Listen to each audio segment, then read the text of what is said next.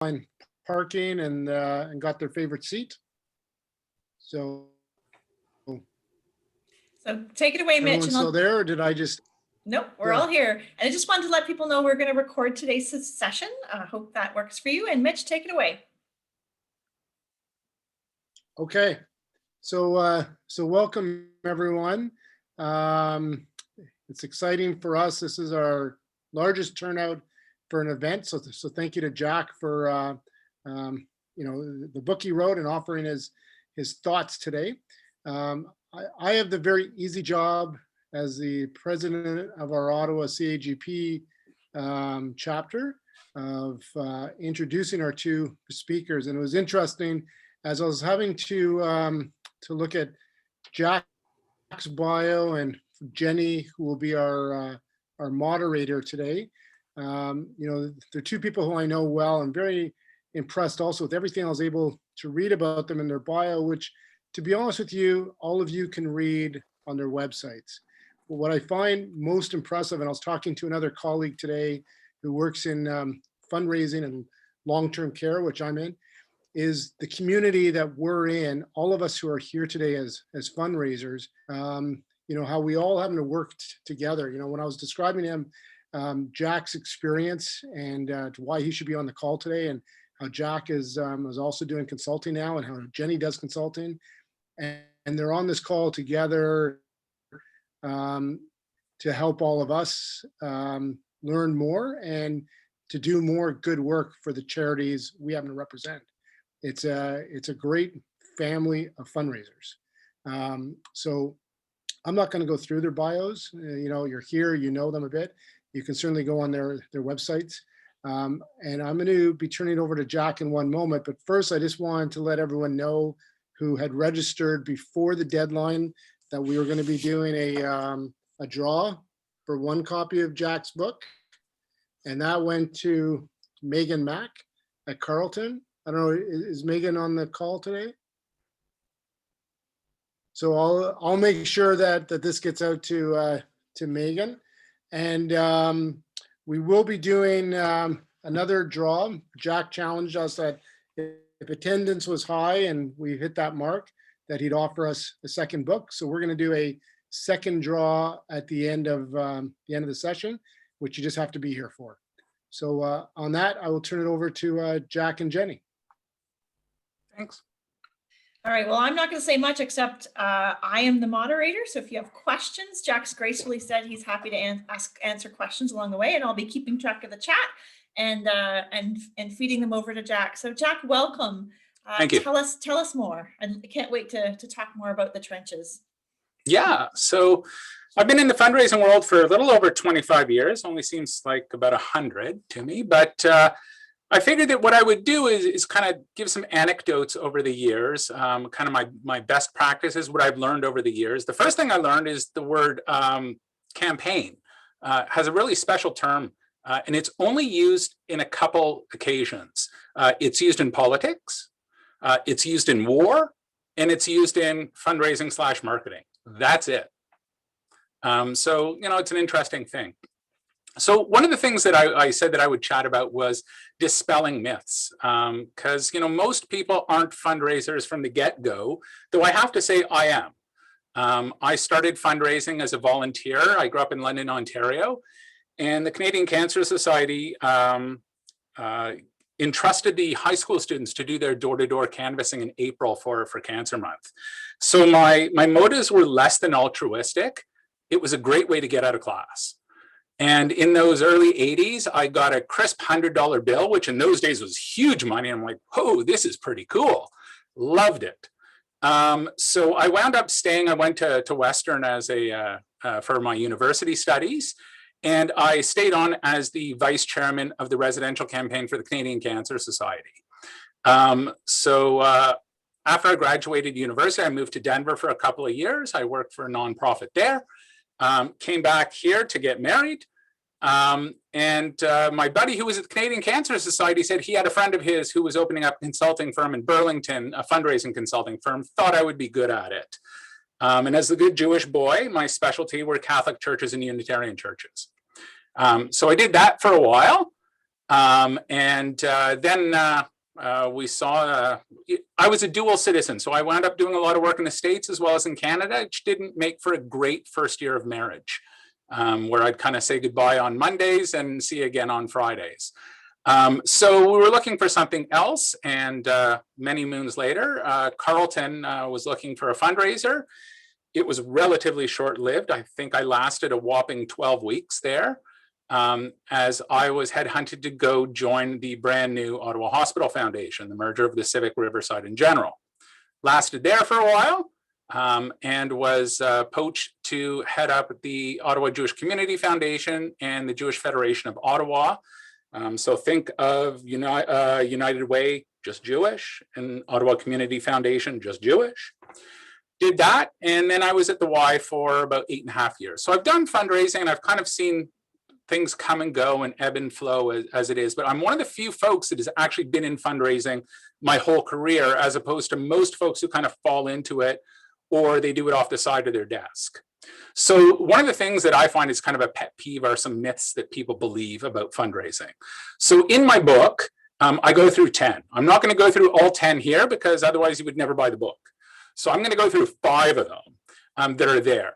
And one of them that I was actually chatting with Jenny earlier is people think, oh, most money comes from events. No.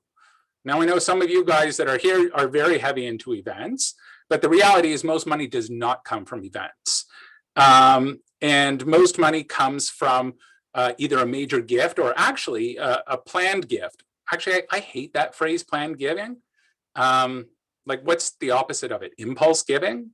You know, aside from the fact that when your next door neighbor comes and canvasses for something and you give them money because you don't want to look like a heel, any gift is a planned gift. So I would much prefer bequest giving or deferred giving or something like that. But planned giving is actually a horrible, horrible phrase in my mind. So, obviously there's different revenue streams. There's, your events, there's your major gifts, there's your direct mail. And bequests tend to be kind of like the holy grail in the fundraising world. And the problem with bequests is that it's hard to budget for them. And it's hard to realize what's going to happen. So, I know that I instituted a plan when I was at the Ottawa Hospital. We did a 5-year rolling average of what we would get in bequests. Because A, you have no control over who dies when, as much as some of you may think that you do. And B, you have no control what 4% of an estate is worth. You have no idea. So, some years you're going to do absolutely amazing, and some years you're not going to do so amazing. But if you take a 5-year rolling average, it tends to kind of even out in the wash. But it's really, really hard to budget for. The reality is the work that people do in securing these bequests is there's about a 10-year lag between the work you do today and the bequests that you're eventually going to receive and the organization is eventually going to receive. And it's really hard for what I call boards and bosses to evaluate that, right? If you run a golf tournament, it's really easy to take a look and see, well, this is how much we raised. Either the money's there or it isn't. And this is the effort that was there, and either the money's there or it isn't. Major gifts take a little bit longer, but, talk about a 2-year horizon. You kind of know within 2 years whether you're going to be getting a decent gift. Bequests are a totally different animal. It's usually a 10-year lag in between what you do now and the bequest that your organization is eventually going to receive. So that's kind of the first myth, is that, events are the ones that drive fundraising. And really during COVID, we've seen that those groups that are so heavily reliant upon events are scrambling. And those groups that have kind of a wide breadth of offerings for their constituents and prospects and donors are the ones that are thriving. And I'll get to that a little bit later. The second myth is the life expectancy of a staff member. So I think that this actually isn't even unique to fundraising. You aren't going to see anyone getting the golden watch after 35 years of service anymore. That just doesn't happen. They say that when a university student graduates, they're going to go through 9 careers in their life, not 9 jobs, 9 careers. So I think just managing expectations is a huge, huge issue. For those of us that are in the fundraising world, we tend not to do it for the oodles of money that are thrown at us as salary, right? We could probably make a lot more money in sales somewhere else. We're doing it for some sort of altruistic reasons. So whenever that doesn't jibe anymore, and whenever there's some sort of friction, you see a lot of movement. And I think that the average tenure of a staff member is in between 18 and 36 months. So it's incumbent upon us as fundraisers to help the boards and bosses manage those expectations. So if you're expecting that folks are going to be there for 10, 15, 20 years, you have some big problems. If you're going there for 18 to 36 months and you get 4 years out of someone, you're doing pretty good. So it's all about managing those expectations. When it comes to that, a lot of it is boards and bosses don't necessarily like fundraising, and they have no idea how to supervise fundraisers, because they don't want to actually go out and fundraise themselves. They've hired someone to do that. So one of my good friends, Jason Lewis, who wrote a great book, The War for Fundraising Talent, talks about key performance indicators, and his are 100% non-financial. And it's really interesting things. So, how many visits did you go on? How many second gifts did you ask for that were there?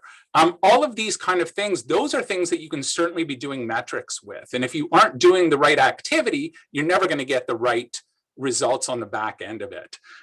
So it need not be you have to bring in X millions of dollars. If the activity is there, then the money is going to definitely come out of there. Another myth, Mr. X has lots of money, he'll give it to us.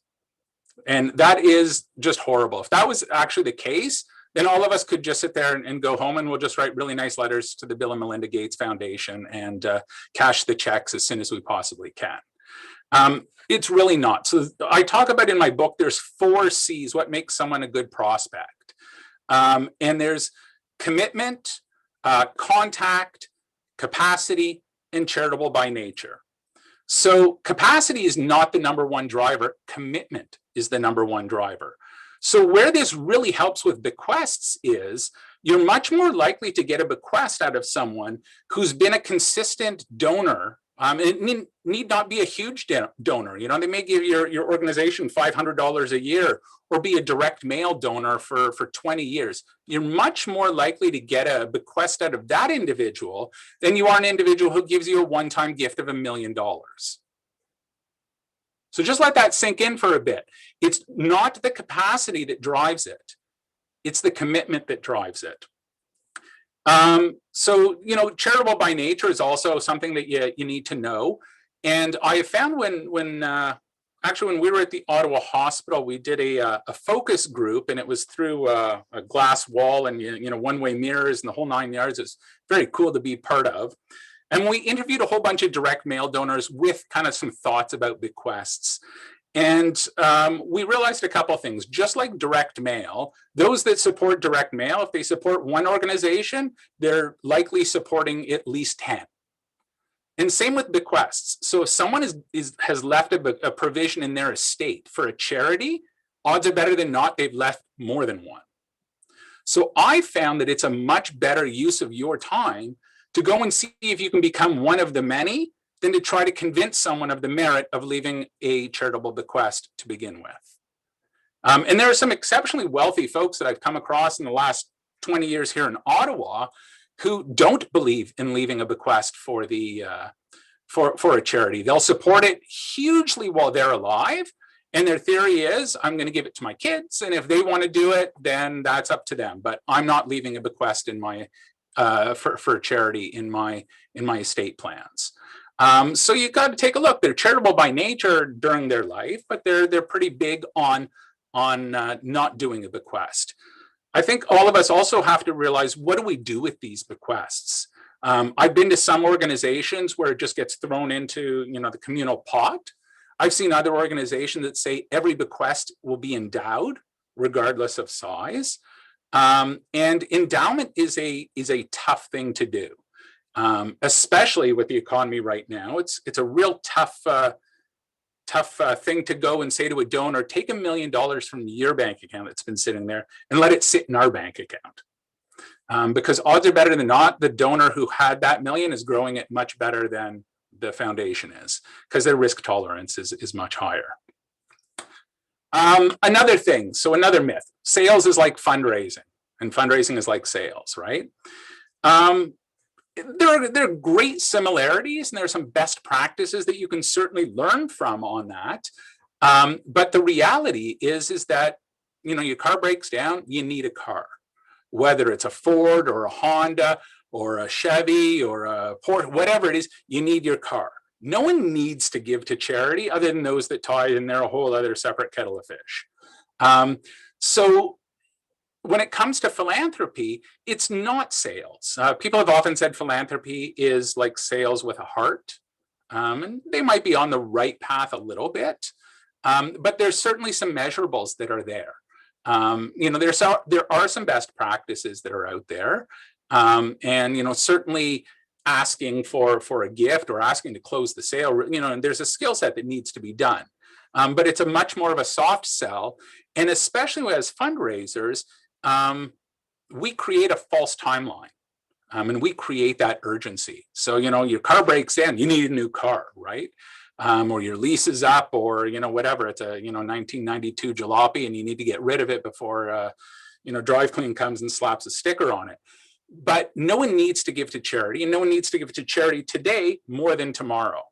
And you'll read actually in my book that one of my biggest pet peeves are those organizations that send those emails in December that says, oh, the end of the year is coming, you have to make your donation now. Really? You won't accept my donation in January? It makes no sense to me. I don't need a charity to come and tell me when the end of the year is. I know when it is. And no one says, well, what's the impact? Why do you need it by the end of the year? And maybe there's a government grant, maybe there's some matching money, maybe they have to bring in a certain amount because the project has to start January 1st, whatever it is. So I think that that's a little bit the miss. And the other one that I thought was most donors are businesses. Was another huge myth. Oh, you must deal with businesses all the time. I separate businesses into kind of two different categories. One is like a corporate business, like a bank, where there's really a committee. They've decided that they're going to give away X amount in philanthropy. I don't really count a family business as a business, even the ones that are really, really big. And here in Ottawa, we have a lot of big family businesses. I don't count them as family businesses. That just may be how the donors are flowing their donation to you, but that's more of a tax strategy. You're still asking those people. They aren't going to a committee. They're just deciding it, and they may funnel it through the business and they may not funnel it through the business. So again, you know, I've seen reports that say, you know, 80 to 90% are individuals. Then you have corporations, foundations, and bequests. Well, bequests by definition are individuals because you can't have a bequest from a corporation or a foundation. And then foundations are, let's say, half individual and half corporate. So the reality is the majority of fundraising is all from the individuals. So those are 5 of the big myths. The other 5, you guys are going to have to buy the book and see what it is. So what I think yeah, go ahead, Jack. No, go on. Well, I was looking for, my head is reeling, and so I'm sure the folks on our call are reeling too. I had an idea, so I want to throw something at you, Jack. Sure. What if we took each of these ones in a sequence and we could sort of group think, or people could ask questions on each one? Would that be okay? Sounds like a plan to me. Okay, so there was, you got us going on this whole planned giving thing. There were some suggestions for other names in the chat. So we have some votes for strategic giving or legacy giving. What do you think about those titles? And I want to add a second part. How do you talk about planned giving in front of the donor? Because that's another part of that conversation about naming. Great questions. Number one, I hate titles. I loathe them.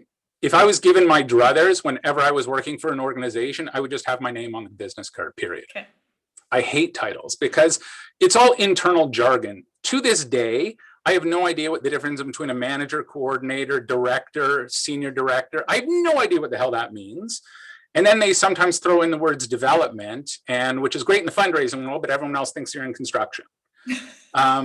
So, you know, it's internal jargon, and I think those titles are just weird. But as far as talking to donors, one of the things that I experienced when I was kind of behind that glass wall was anyone usually under the age of about 60, 65 doesn't want to talk about bequests at all. They don't want to do it. It's not until they start kind of seeing some of their peers passing on that they want to establish it. The reality is the majority of donors don't have wills. I remember when I was at the Ottawa Hospital, the head of our planned giving, I had no choice on that, planned giving committee was a lawyer at Gowlings. And she told me that 2/3 of the lawyers at Gowlings do not have wills. Talk about something like the emperor has no clothes, right? It's absolutely bizarre. So most people just don't do it. And it's really, really a strange thing. But I think talking about it, it's more than an initial conversation, right? It's much more of a long game. And I think that as fundraisers, and there's a lot of pressure from boards and bosses to get that money, that quick money in all the time. And Jason Lewis kind of talks about 3 lanes of fundraising. And the first lane is kind of arm's length fundraising, the direct mail, the events, where you really don't have to deal with people very much. You can kind of send out a mass whatever, and there's going to be a whole bunch of money coming in. That's great. Lane 3 is kind of the capital campaigns, where you go to those folks and you get, some really big dollars, and you foster those relationships. Where that kind of middle lane is that very few folks are actually fostering are those kind of mid-range donors, right? We all have stewardship plans for your Uber donors, and you may have stewardship plans for your new donors, but very few folks have stewardship plans for the person who's giving $500 to $5,000. So it's just, yeah, so I could jump in with the first thing that comes to mind is the earlier part of our conversation where we were saying that lots of fundraisers don't actually like asking for money. So yes. At the risk of using jargon, we're talking about a mid-level giving program there, Jack. Yeah. Right. And tell me more about what that might look like that second lane in a shop that you would work in. So it's very funny. For those of you who have worked with me and have seen me since I've done, I went to a conference that Charles Bronfman puts on every year with the 2164 organization, which are focused on folks in between the ages of 21 and 64 who are going to be inheriting a large sum of wealth. Yeah. And he has what he calls value cards.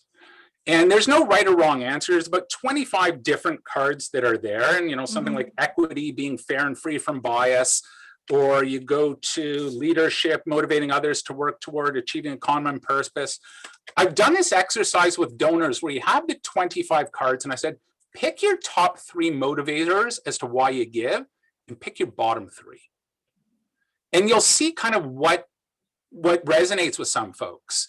My favorite are the boards and the donors who say, oh, I would never want a naming opportunity for me, but for other people, you got to make sure you have A, B, C, and D. Of course, they want it for themselves, right? But what are you going to do? So I think it's those discussions and what kind of legacy do you want to leave? Talking about, in Canada, we're still polite as a group.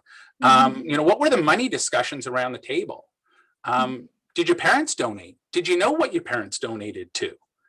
And how did that affect you? And, why was that important to them? Did they volunteer? Right? Because obviously volunteers tend to donate a lot more than non-volunteers. By the way, those that go to religious organizations, churches, synagogues, mosques, whatever, they tend to donate more. Yeah. And statistically, they also tend to live longer. Wow. Go figure, right? Go figure. So I can highly recommend the 2164. I have those cards, Jack. Yeah. And so you can Google that if you want. It's a foundation of the States and you can order them. I brought them on a trip to Mexico with my family. Right. And that became the conversation over mojitos by the beach. And Jack, I learned this whole other side about my mother in particular that I had no idea about. We had a wonderful time talking about this. So I love that you're bringing those to your donors. I love the conversations you're having.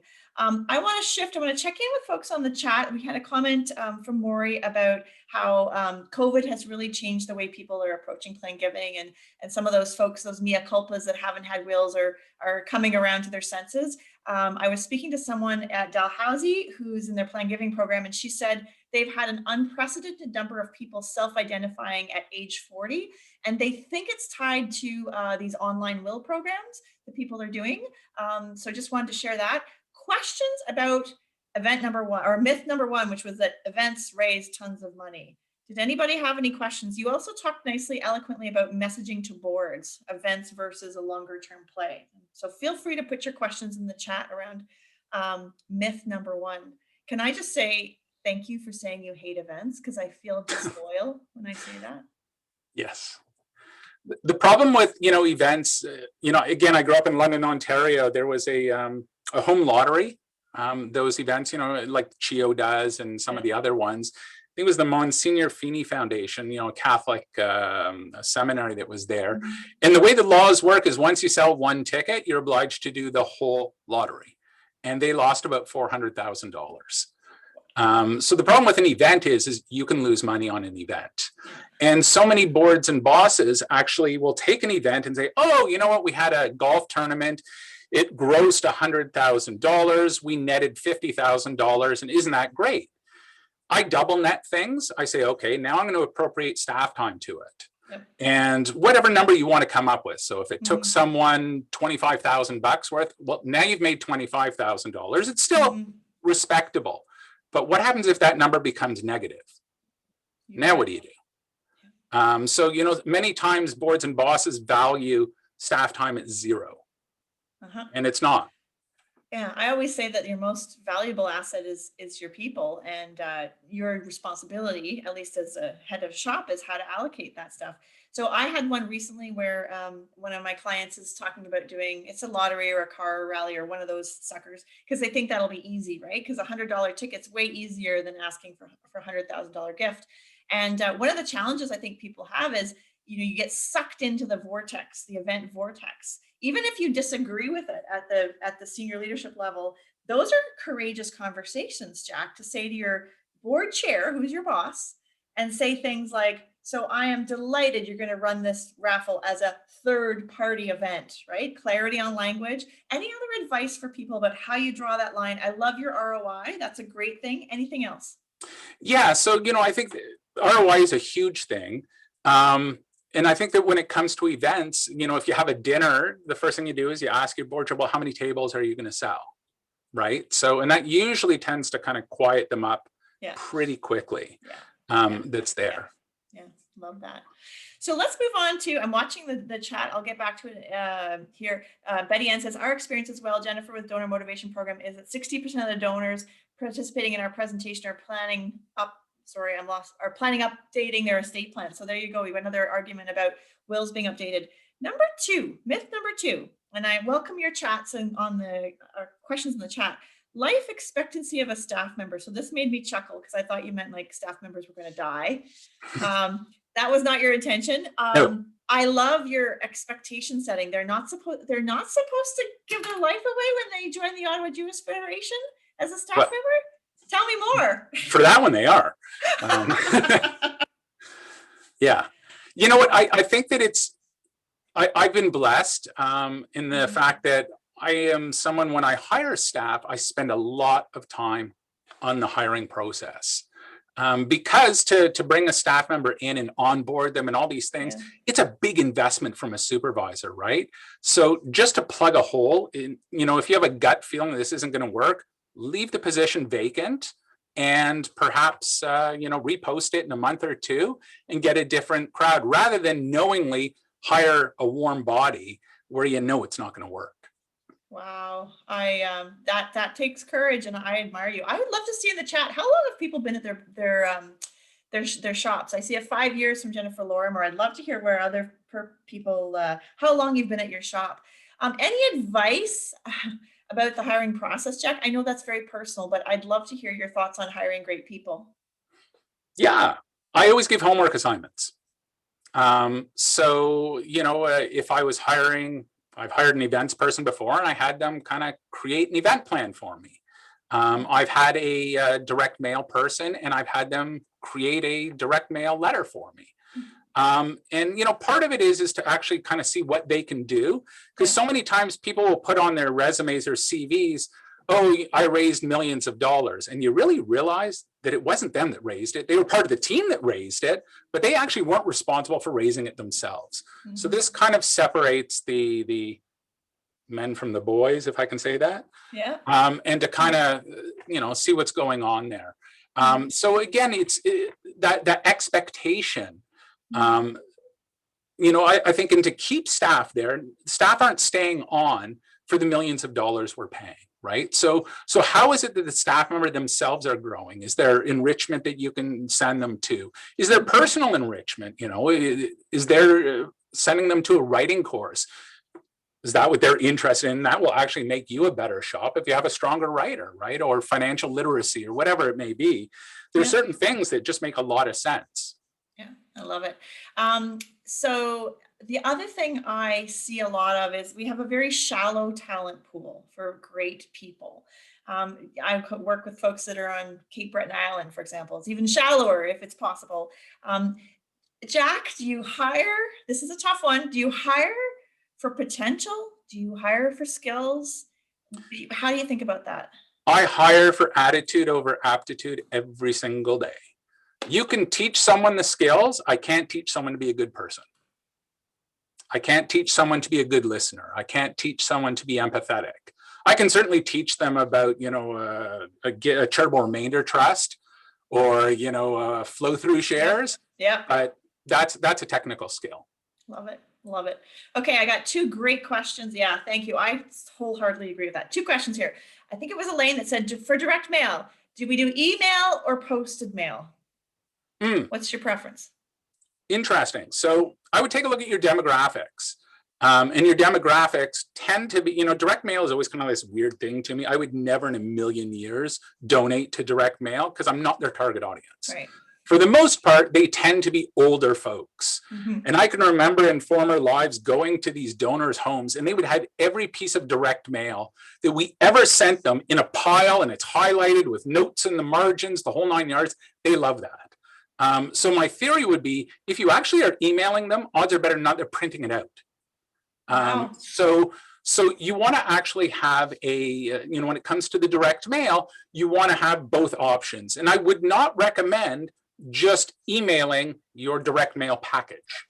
Right. That's really not what you want. You want to have something specific for your electronic audience and something specific for your snail mail audience. Love it. Love it. And we, that cross-platform marketing, that idea of, we could do a whole webinar on that, but I love that you're thinking about the, the vehicle, right, Jack? How it comes to your mailbox, subject lines, adjusting the campaign to fit for an inbox versus a snail mail. And aside, I've often done the same thing where I go and pick up a check from a donor and they're writing the check in some other charity's pen, right? Like branded pen. Because you're right, they're giving to 7 to 10 other organizations, and who are we to call them our donors? I don't know how you feel about that, Jack, but they're not our donors. 100%. Here's a little tip that I actually found really neat. I saw it in the last couple of weeks online somewhere that there was a shop somewhere in the States that the direct mail person actually hand wrote all of she did it with a test case, I think of like 100. And she took essentially the direct mail letter and hand wrote it and sent it to those 100 people. And I think she said she got 70 out of the 100 gave a donation. 70. Yeah. Like that's unbelievable. Yeah. Now that's a heck of a lot of writing. And I certainly, no one will be able to read my writing. There's a reason why computers were invented. Mm-hmm. But I think that, the more personal you can do it, the better off you are. And, the world has gotten really easy with those like auto pens. And, whenever I see something signed, I wet my thumb and I go like that and to see if it smudges or not, right? For those of you who know me, green is my favorite color. I lived in the States for a couple of years, color of money, right? And I write always in green pen.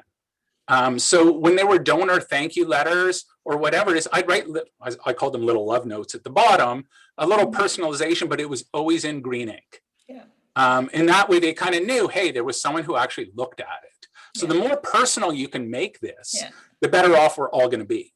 Oh, so can we just like quote that? Somebody tweet that on Twitter.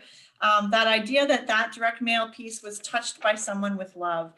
Jen Love, the shop out of Toronto, has a thing called the what's tone bond? What's tone bond in English, guys? What are those things called? Paperclip, the paperclip test.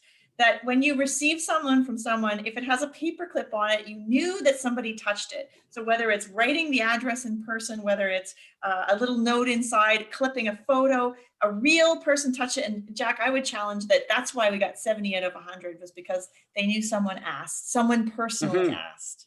Yeah. Okay, so this isn't on the list, but this is such an interesting topic for me. Why do you think people go into fundraising even though they don't like asking for money? Great question. Because I think they want to do good. And they want to be associated with someone that somewhere that does good.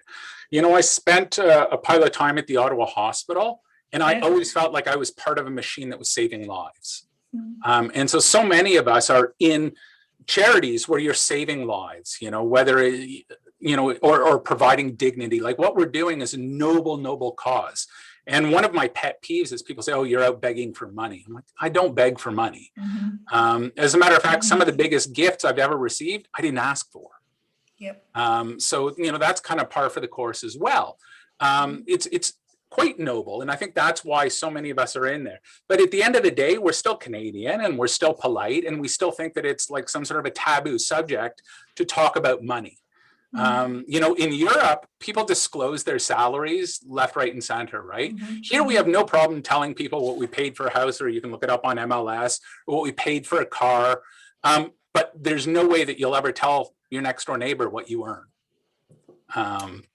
So it's kind of one of those taboo subjects. So fundraising is, we just have to remember, we're a means to an end. We're a tool. In an ideal world, you'd wake up in the morning and there'd be a pile of cash sitting there for your charity and you wouldn't have to go and ask for it. Sure. But you gotta, if you want it, you have to ask for a gift. And you know, or get coached by someone who knows how to do it and work to change some of those attitudes. I call it the fundraiser money dance, right? Money is important. No, it's not. Yes, it is. No, it's not. I want to pick up on this chat conversation. There's a bunch of people. I think it's a great comment. Asking you to speak a little bit to performance measurements for fundraisers. You mentioned Jason Lewis and metrics that are not numerical related. Tell us more, because people want to make sure they can remunerate or appreciate or performance review their fundraisers. Great question. So every prospect manager or fundraiser has a certain number of prospects or donors that are appointed to them. And they're all kind of in different phases, right? If you're a relationship manager, some you're going to be in the cultivation phase, some you're going to be in the ask phase, some you're going to be in the stewardship phase. By the way, you don't steward a donor, you steward a gift. Nice. But anyways, so, you know, you want to take a look at the pipeline. So how many of your folks are in each of those? And really, you know, you can almost do the law of thirds. There should be a third of them that are prospects, a third of them that are donors, and a third of them that are in the kind of stewardship phase at any given time, and that's dynamic. And what's great is so many databases track these kind of things for you. So if you set it up to begin with, you can do a snapshot. You know, when I was at the Y, we had, as a manager, I was able to kind of look and see where my team was, how many of their folks were in what phase. And it works quite well. You know, you want to take a look at some of the other things, you know, how many are on your first visits versus subsequent visits, right? Because many times you don't ask for a gift on the first date, right? You don't propose on the first date. So you want to see, well, how many second or third visits are there? How many times do you visit with an ask, and how many times do you visit without an ask? And you want to figure out what that ratio is, right? So if it's, you know, if you think about it, if you're doing, you know, 10 visits and you're only asking one out of every 10, you're having a problem actually getting the words out of your mouth. If you're the exact opposite, you're like a bull in a china shop, right? So you have to somehow figure out that there's a happy medium in there. And, you know, you want to take a look at what those assigned lists are and, you know, make sure that there's a 2-week, you know, turnaround so that people aren't just sitting with that list. You know, many people in our shops, there's that mentality, especially in the bigger shops, you can't touch Joe Blow, he's my donor. And what are you doing with Joe Blow? Nothing. I have plans. So 6 months later comes and you see, okay, what have you done with Joe Blow? Nothing. But you can't touch him. He's my donor. Well, that makes no sense at all, right? Yeah. And I think we have to stop saying it's my donor. It's the organization's donor. And there are times that I said in a former life to one of my colleagues, I can't get past this spot with the donor for whatever reason. Yeah. Will you take this one on? Yeah. And she was able to move the needle. Great, good on her. And that's the way, it should be. Yeah. And you have to be able to kind of check your ego at the door and say, what's in the best interest of the donor? Yeah. Yeah. So many wonderful takeaways. I hope you guys were making notes on that. And what I love about the way you've described it is, depending on where you're at in your major gifts program, you might change your goals. So you might want to have a metric, thinking of performance review, of we want 60 new conversations, brand new, because maybe you're building a pipeline. But I like that, a third. That gives you nice healthy churn. I know there's some research coming out of the States, and I'd love your thoughts on this, around significantly dropping prospect list sizes for major gifts folks, particularly we're talking advancement in hospitals and big shops, with the premise that we really can't manage, full-time major gifts people can't manage much more than 50 or 60 active files. Now, I do also work with small shops, and that's challenging for them, because if you add up those small shop gifts of 60, it doesn't hit the number we need out of major gifts. Do you have some thoughts or some anecdotes about what you've seen of the sweet spot? Yeah. You know what? It is interesting. And I think they say that, you should be out somewhere around 75 to 100 is kind of that sweet spot that many have said. Yeah. But what I used to kind of deal with my teams were, who are your top 20? I would actually shrink it way down. So it's a manageable number. And then kind of every quarter we would take a look and say, okay, that 20 is dynamic, right? So one or two may drop off and say, you know what, these really aren't high priority at the moment, but these other two are. So, it's kind of looking at the 20, and you should be having some sort of a strategy as to how to moves management, to get those folks moving from one to the other. And sending someone a birthday card is not moves management. Thank you. Amen. Or right? Hallelujah, or whatever word it is that works for you. Yeah. And, you also want to be able to bring in other people. So, and I think that's also, so many of our organizations, especially the small ones, are so wrapped up on relationships with, very few people that if one of them leaves, they're scrambling because no one knows Mrs. Smith. Bob had a relationship with her, and Bob's gone now. So it's not great for the organization. So it need not be a fundraiser, but there needs to be someone, whether it's a board member or a staff member or a program person, someone needs to kind of be with you as well. And it also lends credibility to what it is you do. Yeah. Oh gosh, love it. So folks in the chat, please feel free to ask your questions. I'm mindful of the time. We're going to be finishing up in about 15 minutes. We had the myth, Mr. X has lots of money. We had the myth, sales is like fundraising. And I love this, most donors are businesses, which is so not true. I mean, the first thing they do is let's go knock on Main Street, whatever, insert name of town here, right? Because they have lots of money. Oh God. And I would suggest that in this post-COVID era, most corporations are going to be cutting and slashing, if they actually survive, their philanthropic budgets, right? So. Yeah. So I'm going to bring you back to, because I have about this major gifts portfolio thing. I want to go somewhere specific. You strike me as doesn't he strike you guys as a smooth, strategic talker? Like, you could bring him into your board and he'd be able to, manage any situation. So Jack, here's the scenario. You got a CEO who's in charge of too many major gift relationships and can't get to them and won't let them go. And meanwhile, there's a whole pool of prospects that aren't getting accessed up there. Any advice for the fundraiser in that shop to how to smoothly bring about transition and change there? So are you talking about like a foundation, like a hospital foundation, where it's the CEO of the hospital foundation versus the CEO of the hospital? CEO of the hospital foundation, to correct. Okay. Yes. Yeah. And so I guess my theory is the untapped potential of not moving those major gifts folks through a moves management, hate that word, sorry, through a relationship building exercise, where we're trying to access them. It's hoarding. It's really hoarding. They don't mean it. They mean it in the best of ways. Right. Any advice for how we access those prospects? Yeah. So it's interesting. I think they say that a CEO should spend a third of their time in the fundraising. That's it. Now, it need not be specifically asking for money. You know, they can be doing stewardship. They can do thank you calls. They can do tours. They can do whatever it is. But they have bigger fish to fry, and they have a board to answer to, right? So I would say that most CEOs are more than happy to kind of give it up. Where there's a little bit of resistance, you know, I think it's the same. I'm pretty open and transparent. And the folks that work with me, I encourage folks to kind of question authority, and you know, as long as it's done in a respectful way, there's no problem with that. So, you know, say, hey, listen, you haven't moved on Mrs. Jones in 6 months. You know, I saw her at a you know, a Red Blacks game, and you know, I'd love to be able to kind of follow up. Can we maybe work on this together? Might be a great start. And then when they say, okay, now you can move it on to you. I think so many times CEOs, and it happens in the for-profit world as well, they'll have great salespeople, but when it comes down to closing the deal, they have to be there so they can say they're the ones that closed it.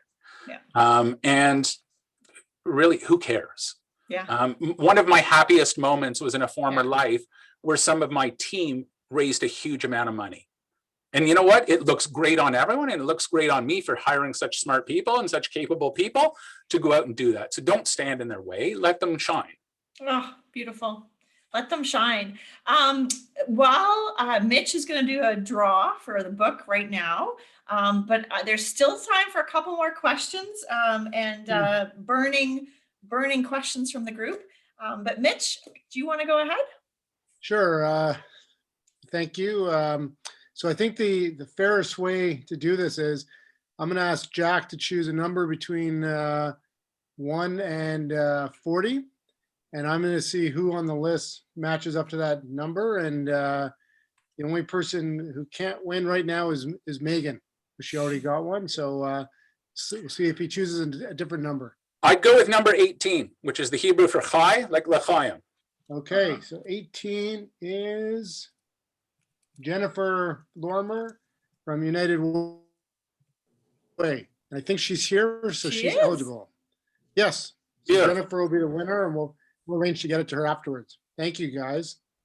Congratulations, back to Jennifer. you, Jennifer. Wonderful. Okay, cool. So before we get into the last final questions, Selva, you have some things that you'd like to share with us about willpower and what's going on and how Ottawa chapter is supporting it. Do you want to take the stage? Thank you, Jenny. And thanks so much, Jack. This has been great. So hi, everyone. I'm Selva, and I'm the Willpower Chair for CAGP Ottawa chapter. And I just wanted to let you know to please, if you could save the date on your calendars, we're looking to have a presentation on March 23rd around willpower. We'll be joined by Lori Fox, which is the campaign director. She'll be there to answer any questions and tell you a little more about the campaign. And for those of you who haven't heard about willpower before, essentially it is the reinvention of CAGP's Leave a Legacy.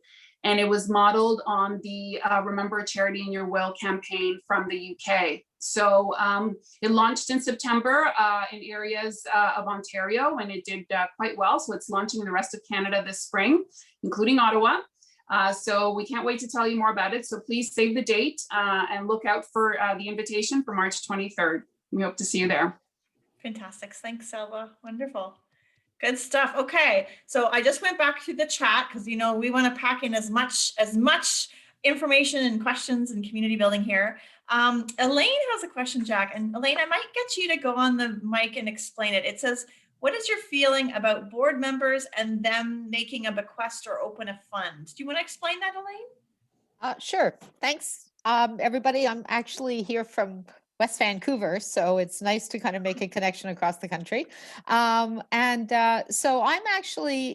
I work for a foundation, and we talk about bequests, and we talk about planned gifts, and we talk about legacy giving.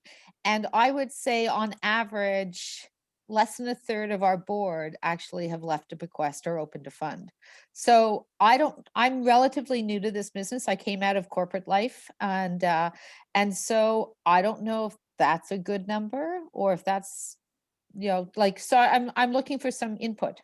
Sure. Great question. I would actually say that as far as opening a fund, a lot of that depends on the size of the minimum requirement to open up a fund. I've been at places where it's $1,000 as a minimum. I've been in other places where it's $100,000 as a minimum. Yeah. So, again, it's just it's almost like the same question. Should everyone on the board be donors? Yes. We qualify it with, it should be a meaningful gift is usually what I say. So, where what might be $500 for one person might be $50,000 for the other person. But as far as a bequest goes, I think that that's totally doable. Most folks, at least the concept of a bequest, most folks wait until big life circumstances, a death in the family or kids get married or grandkids to actually change their will. But I used to talk to families about leaving 1%. Before it was Imagine Canada, it was the Canadian Centre for Philanthropy. And they said if everyone gave 1% of their worth to charity, you wouldn't need charities, right? So whether you were the Bill Gates or whether you were the guy that was, struggling on the streets, if everyone gave 1%, you're fine. So the way I figured it is, if you left 1% of your estate to charity, the tax treatment, roughly speaking, is half of it's going to go back to the estate. So you tell me what family can't live on 99.5% of the estate and how they're going to fight you on that. Now, again, I preface it by saying, as I said earlier, those that leave a bequest in their will tend to leave it to numerous charities. It's rare that you just see one sole charity as the beneficiary. So I would caution you and say, I'd work with the folks that actually believe in leaving a bequest to charities. But with a board, one of the big things is that you got to walk the walk. The reality is that a bequest is totally revocable. So they could say today, yeah, I'm going to leave something. And in theory, when they're off the board, they could go and have it changed and have it removed. My guess is they wouldn't, but in theory, they could. Thank Great you. questions. Somebody was asking, how can we get your book, Jack? On Amazon, the source of everything. So yeah, amazon.ca, com, whatever you want to have your little suffix as. Wonderful, wonderful. You were saying, am I allowed to say this? That the process of writing the book was painful. The outcome was wonderful, but yeah, the process is horribly painful. I am not a writer, so that's why when I tend to hire folks, I tend to hire folks that are complementary to me. I don't need another carbon copy of me. That would be spooky. What I need are the folks that excel in the areas I don't, and written word is one of them. And it's interesting. I think you were talking about your willpower days coming up. And one of my kind of pet peeves when it comes to things is so many of us focus on how to give a bequest, and forget about that. Focus on why. Because if you haven't got the question of why they should have a bequest, the how really doesn't matter. So many of us, get all caught up on how to do a charitable remainder trust or what the wording is. Who cares? There's professionals for that. What you need to know is how to inspire someone and why they should want to leave a bequest in the first place. Yeah. I'm struck by your energy, Jack. You have such wonderful. Yeah. Maybe to send us off on our merry way here today, I'll pass it over to Mitch to close us out. I hope I haven't forgotten anything. Jack, thank you so much for your words of wisdom. My pleasure. Your directness, I think all of us on the call would agree, is really refreshing. I feel very inspired to go and ask for what I want and invite conversations that matter to me. I'm so glad that we had a chance to chat with you here. Mitch, over to you. Thanks. Thank you, Jenny. So for starters, just before I thank Jack, I want to thank Jenny, who always does a great job as the Oprah of our chapter. As per usual, she was able to get an introvert like Jack to open up a little bit, and share his thoughts. I know for those of you who know Jack are having a good laugh. I normally wouldn't have this in the middle of the day, but cheers to Jack. Thank you for sharing your thoughts with everyone today. Certainly, personally, you've helped to mentor me in my early career in fundraising, and always very open and challenging with the things you shared with me. And the book has been great, and I enjoy having to read it. And I hope everyone who want a copy will enjoy it as much as I have, and those of you who are going to go online, I'm sure today to get one, will enjoy it as well. So thank you everyone for being here. Enjoy your day and continue to make a positive difference for the organizations you represent. L'chaim. L'chaim, everybody. Thank you.